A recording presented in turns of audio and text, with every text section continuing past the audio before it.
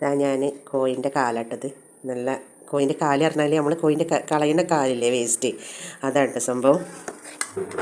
അപ്പം നമ്മൾ നന്നായിട്ട് ഇതെങ്ങനെ വെക്കുകയെന്ന് വെച്ചാൽ, നമ്മൾ ഈ കാലുണ്ടല്ലോ, ഈ കാല് നമ്മൾ നന്നായിട്ട് കഴുകുക. കടയിൽ നിന്ന് വാങ്ങിയിട്ട് നന്നായിട്ട് കഴുകണം. കഴുകിയിട്ട് അത് കുറച്ച് സമയം ഫ്രിഡ്ജിൽ വെക്കണം. നമ്മളൊന്നും ചെയ്യേണ്ട, നന്നായിട്ട് ശരിക്കും കഴുകിയിട്ട് കുറച്ച് സമയം ഫ്രിഡ്ജിൽ വെച്ചിട്ട് ആ ഫ്രിഡ്ജിൽ നിന്ന് എടുത്തിട്ട് നമ്മൾ അതിൻ്റെ തൊലി തന്നെ ഉരിഞ്ഞ് വരും. നല്ല രസമാണ്. അങ്ങനെ നമ്മൾ ഒന്ന് വെറുതെ എന്താക്കണ്ട, ഇങ്ങനെ ഉരിഞ്ഞു വരും. പണ്ടൊക്കെ ഞങ്ങൾ ഈ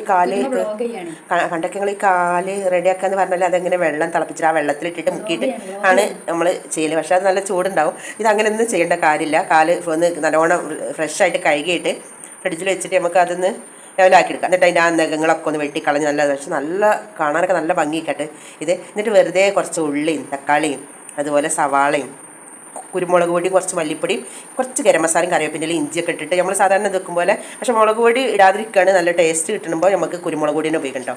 ഇത് അപ്പോൾ ഇങ്ങനെ കിട്ടും കാല്. നല്ല രസമായിട്ട് അത് തിന്നാൻ. എല്ലാവരും ഒന്ന് ട്രൈ ചെയ്ത് നോക്കണേ. ശരി കേട്ടോ. അസ്സലാമു അലൈക്കും.